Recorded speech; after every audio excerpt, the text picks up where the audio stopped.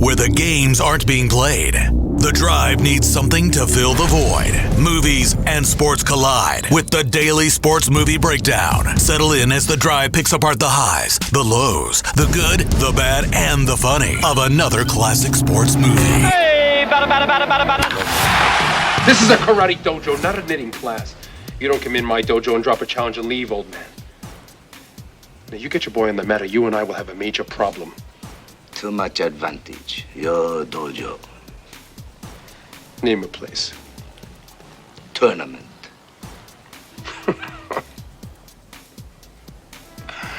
You got real nerve, old man.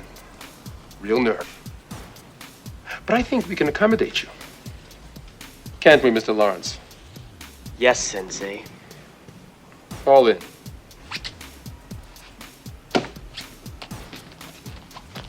Ask one more small request. Make it fast. Ask leave boy alone to train. You're a pushy little bastard, ain't you? But I like that. I like that. I like that. All right. No one touches the Primadonna until the tournament.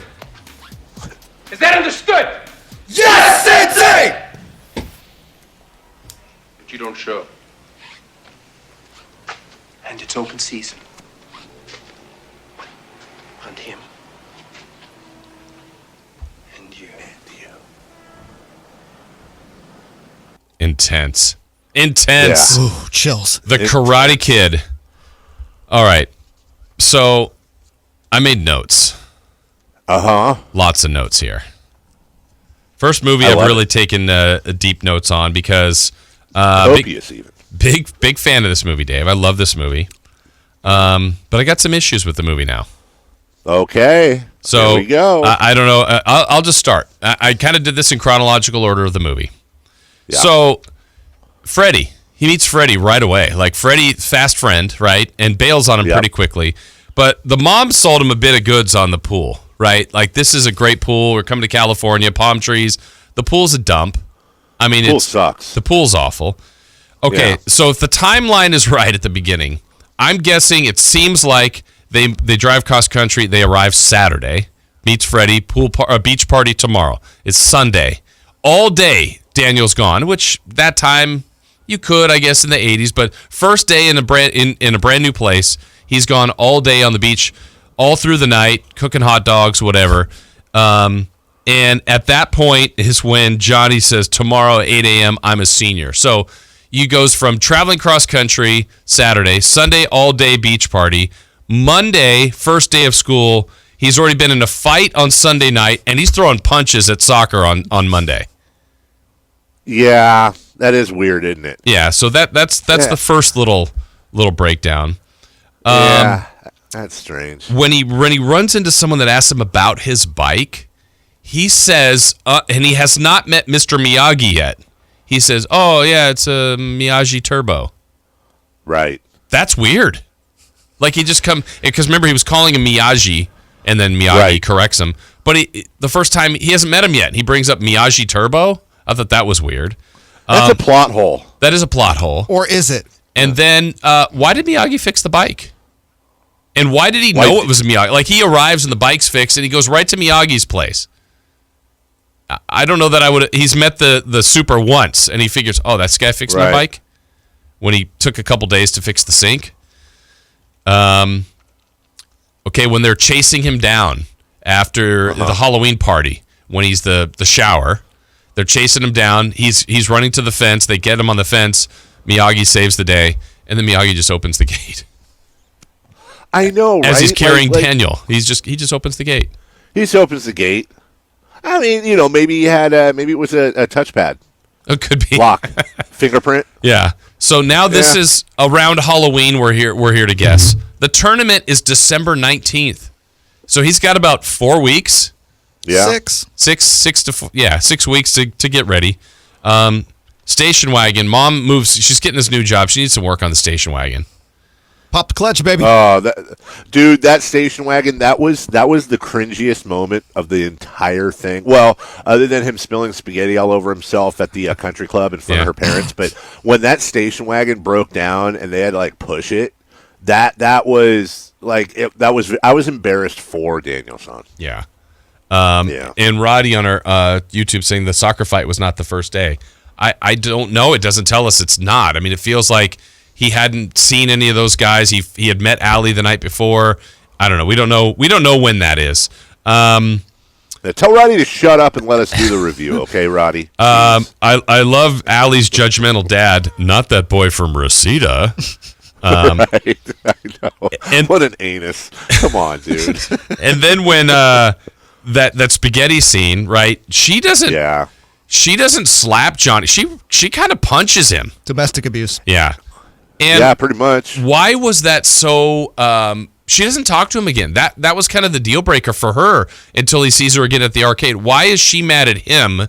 Because he had spaghetti spilled on himself and he ran out. I know she thinks he's being He was creeping. He was creeping, but why did that stop her? She was into him. Ali liked Johnny, right?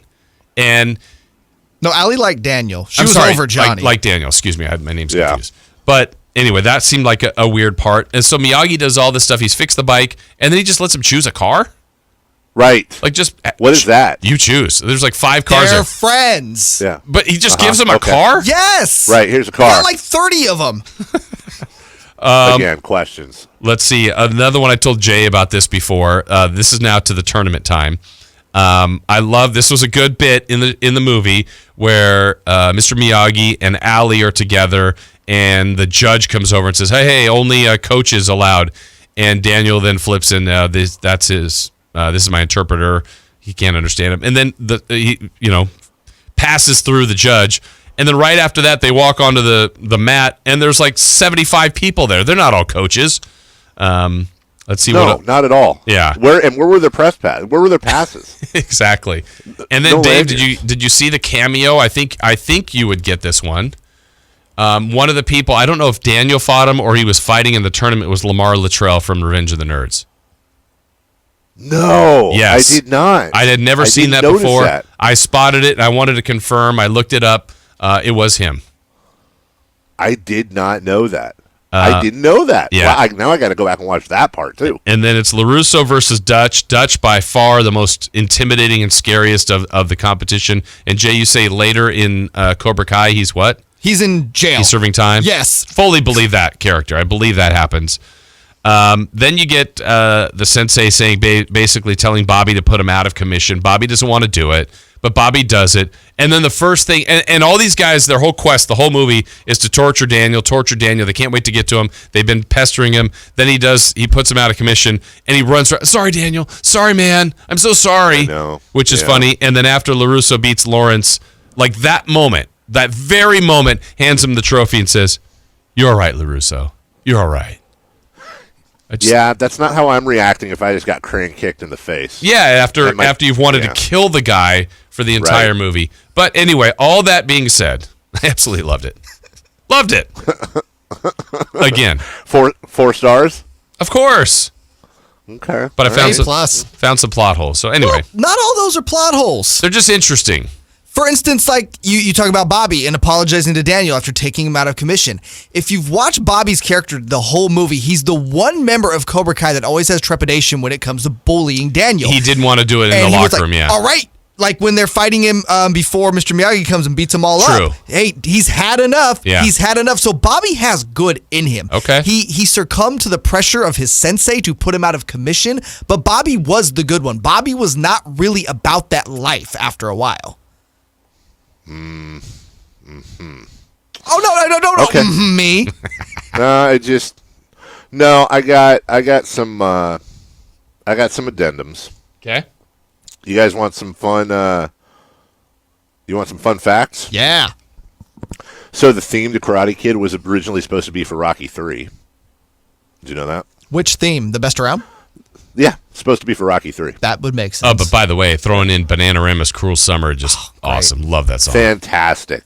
Yeah, they originally were going to have it for Rocky 3. That was supposed to go there, but was dropped for, I don't even know. Talk about a bad move. They dropped You're the Best Around for some song called Eye of the Tiger. Never heard of it. Yeah. Mm-hmm. They might want to rethink that. Daniel LaRusso's role was turned down by Robert Downey Jr., Nicolas Cage, and Charlie Sheen.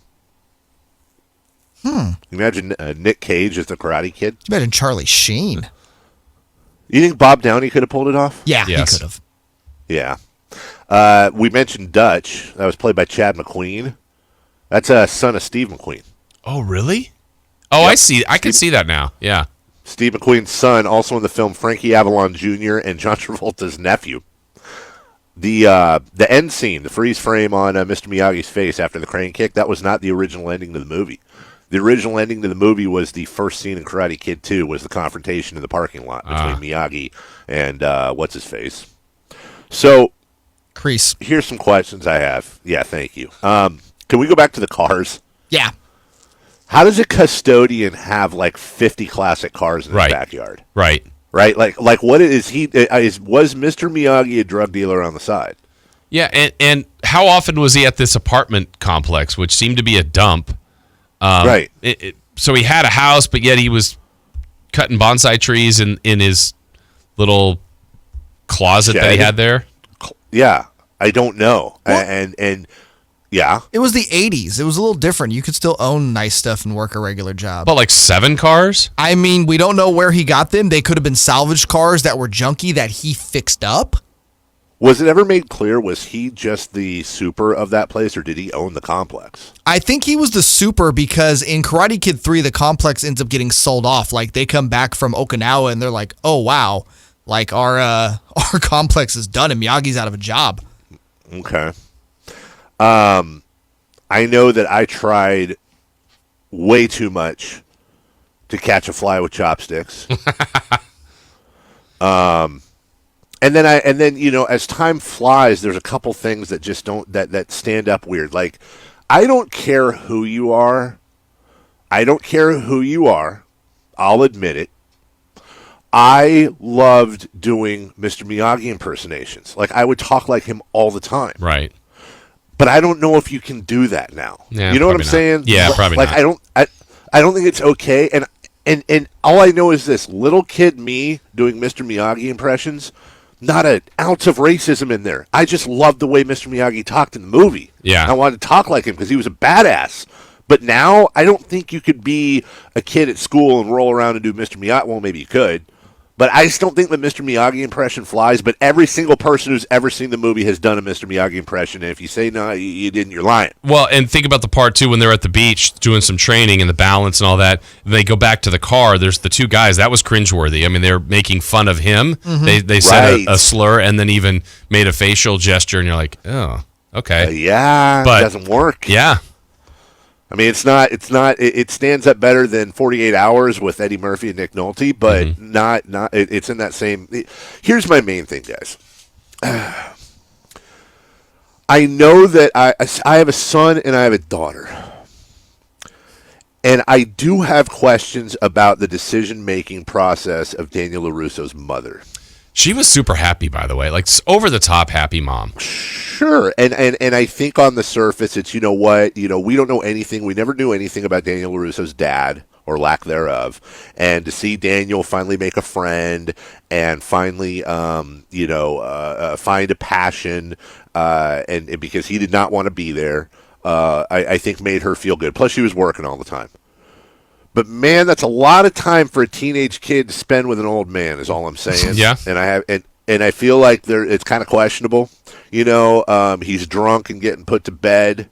Now, I've read the fan fiction about the Mr. Miyagi Daniel LaRusso relationships, and I'm not saying I go that far. I'm just saying I think as a parent, I might question the amount of time that my underage child was spending with somebody I didn't really know. You know what I'm saying? But yet that kind of just got lost in the shuffle there. And then you got Daniel doing all this free labor for him, and I get it, wax on, wax off. I'm with you. But your kid is basically spending night and day when he's not at school with some old dude you don't know, who's originally from Sacramento, by the way, Pat Morita, and he's basically remodeling Mr. Miyagi's backyard. Last thing I would say, he remodeled Mr. Miyagi's backyard, right?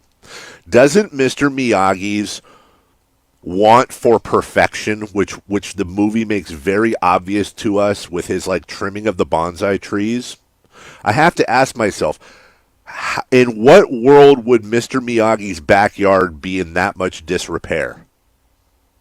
In what world would Mr. Miyagi have allowed his backyard to be that trashed and those cars to be that jacked until he found some unassuming miner that he could con into remodeling his backyard and waxing his cars? Not a euphemism.